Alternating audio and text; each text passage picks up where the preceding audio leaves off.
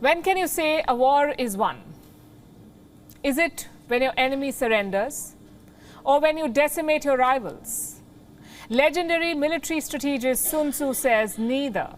War is fought for political goals. If those were achieved, then yes, the war has been won. If not, it is a failure. Let's apply that theory to Russia's war. What was Vladimir Putin's political goal? To keep Ukraine out of NATO, to have less NATO on his borders. Has Putin achieved that? Not yet. What's more, he could be getting more NATO on his borders. I'm talking about Finland. Their leaders have agreed to join NATO. I'll read from the joint statement. This is what it says. As a member of NATO, Finland would strengthen the entire defense alliance. Finland must apply for NATO membership without delay. We hope that the national steps still needed to make this decision will be taken rapidly within the next few days. This statement came from the Prime Minister and President. So it's official. Finland will apply for NATO membership. Reports say Sweden will do the same. Now, what will that process look like? Membership can take up to 1 year. Until then, Finland will get observer status. All 30 NATO allies must agree to admit the new members. And this approval must come from their parliaments. For example, Joe Biden cannot approve it. The US Congress has to approve it. Logistically, this process will take time, but in effect, it is a done deal. The NATO chief has already reacted to the announcement. He says the membership will be quote-unquote smooth and swift. What about Russia? Needless to say, Russia is livid. The Kremlin is calling it a threat to their security. And this map should tell you why. Finland and Russia are neighbors. Their shared border is more than 1,300 kilometers long. Plus, look at how close it is to Moscow. Less than 1,000 kilometers. If you put a missile near the border, Moscow is within range.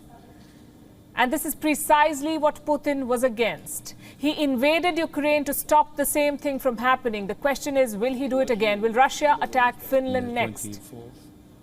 Well, they have done it before. In 1939, the Soviet Union invaded Finland. They kicked off the notorious Winter War. But this time, Russia will hesitate.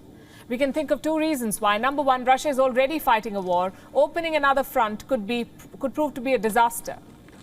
And number two, Finland's army is much stronger than Ukraine's. They have American weapons in their arsenal, plus conscription for all adult males.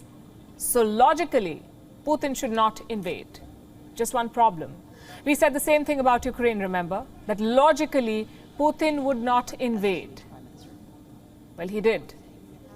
So Finland and Sweden need an insurance policy, some deterrence against Russia.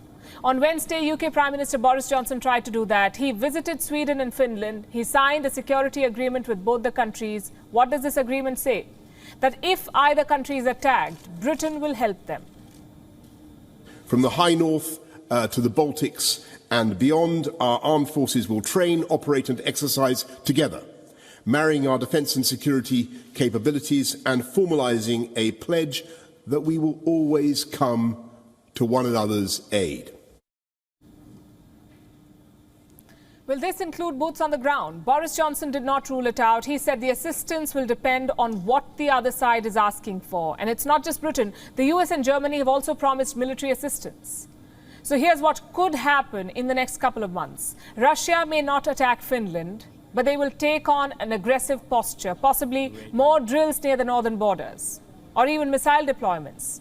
As for NATO, you could see more joint drills with Sweden and Finland, more military transfers. Reports say America and Britain will rotate troops in the Nordic. Where does all of this leave Europe? On the brink of a wider war.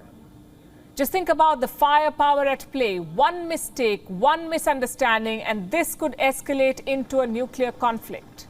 Which makes you wonder, what happened to good old diplomacy?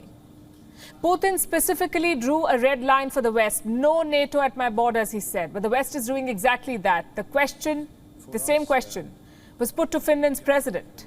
Listen to his response. When you ask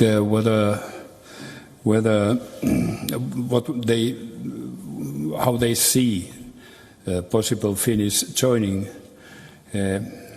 well, if that would be the case that we join, well, my response would be that You caused this. Look at the mirror. I get that counter argument. Finland is, after all, a sovereign nation. It can join any military alliance it wants. But so is Ukraine. Ukraine, too, is a sovereign nation seeking NATO membership. Why isn't their process smooth and swift? In fact, let's forget NATO. Why not a European Union membership at least? Even that is being denied to Ukraine. So this NATO expansionism is not about ideology, it's about politics. Finland and Sweden are rich countries with strong armies, so they get to walk in. Smooth and swift. Ukraine is neither, so they get ignored. NATO's only objective was to use Ukraine as a pawn, a tool to provoke and agitate Russia. And this is not happening for the first time. In many ways, history is repeating itself. Back in 1997, NATO leaders held a summit in Madrid. That summit admitted 3 new members: Hungary, Poland, the Czech Republic. The 1997 summit kicked off NATO's problematic wave of expansions. Next month, there is another NATO summit. Guess where? The same place, Madrid. If things move fast, Sweden and Finland could get nominal approval at this summit. And so it continues. A needless clash of inflated egos, a NATO obsessed with expansion, and a Russia responding with brutal violence. WION is now available in your country. Download the app now and get all the news on the move.